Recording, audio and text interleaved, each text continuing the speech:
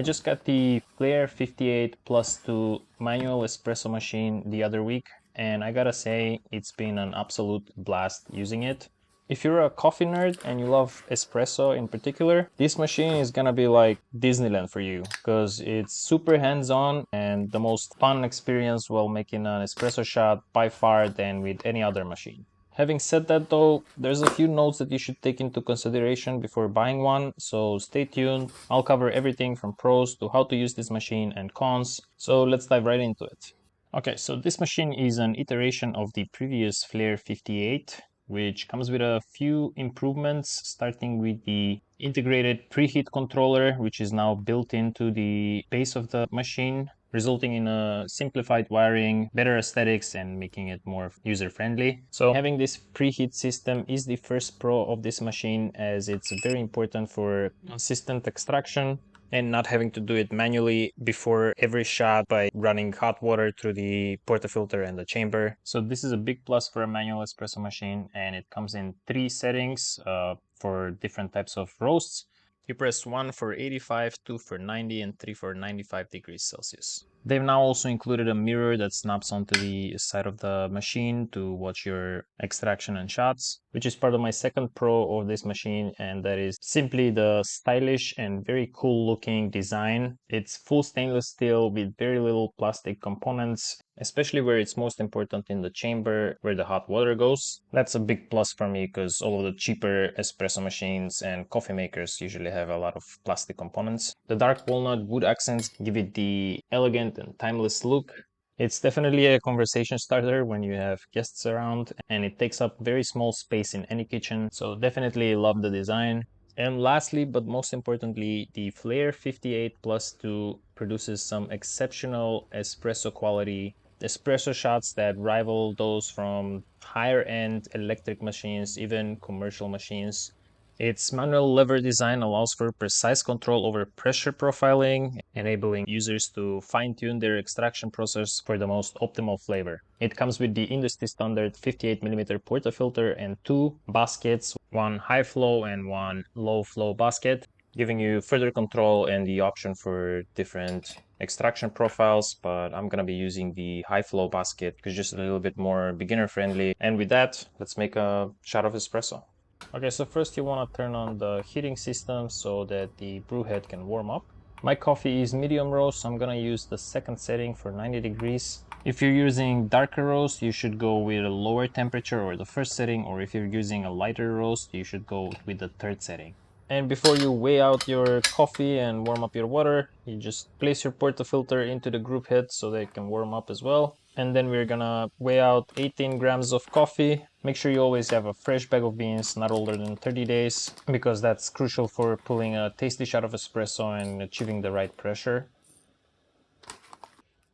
What you'll need next is a coffee grinder, and whether it's an electric grinder or one of those hand manual grinders, as long as it's a quality burr grinder. I'm using the Time Worn new Whirly 1S. It's portable and rechargeable, and it produces great consistent results, so I've been super satisfied with it and I recommend it highly. And as you can see here, it even has all the recommended grind settings for each type of coffee you're going to be making.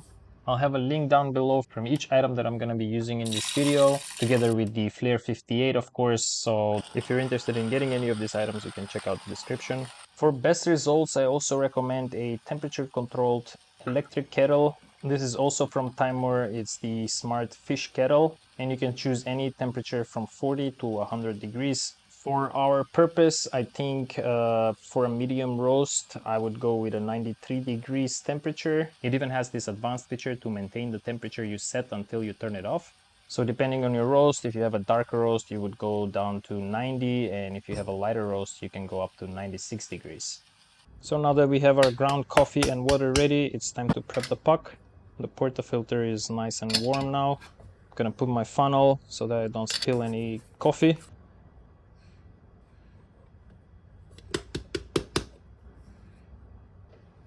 And we're gonna get our needle distribution tool to evenly distribute the coffee ground into the basket. Tap it a couple of times to settle the bed.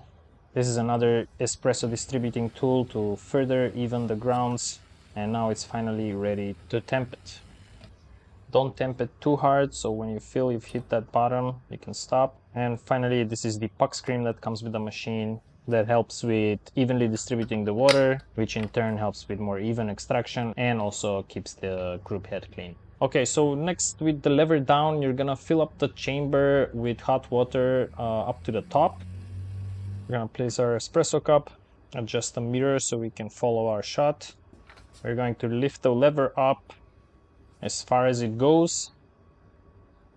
I'm gonna start lowering the lever slowly, and when I hit that 3 bar pressure, I'm gonna do a few seconds of pre-infusion, and then I'm gonna ramp it up to just above the 6 bar.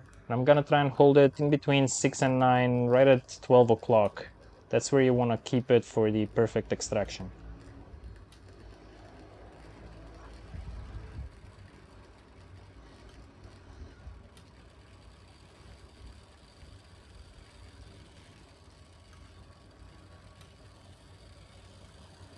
And there you go.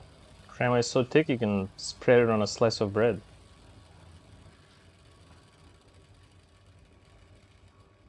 You can just dispense the remaining water in the chamber.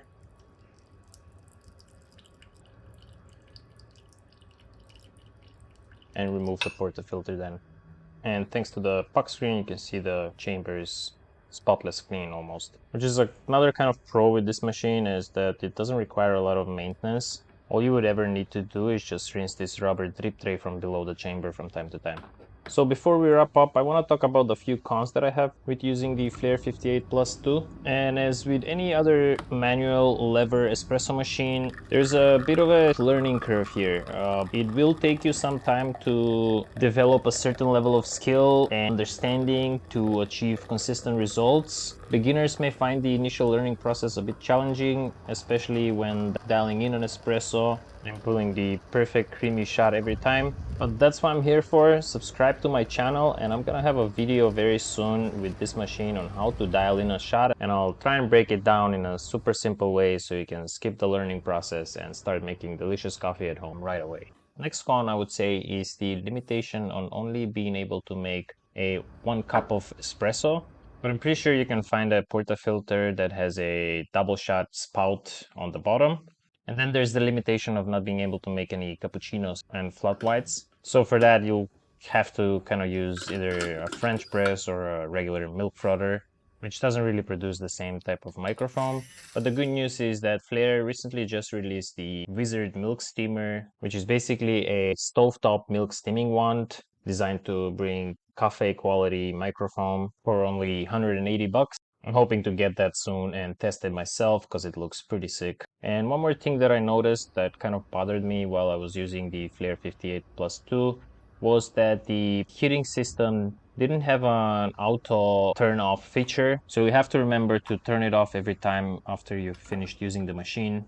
And the last thing you have to keep in mind when buying the Flair 58+2 or any other manual lever espresso machine for that matter is that you will need all these additional gadgets and accessories. In my opinion, a coffee grinder and a coffee scale is a must. And then for the water, I guess you don't really need to buy a temperature control kettle and you can just boil water every time. But for most optimal results, I still recommend it.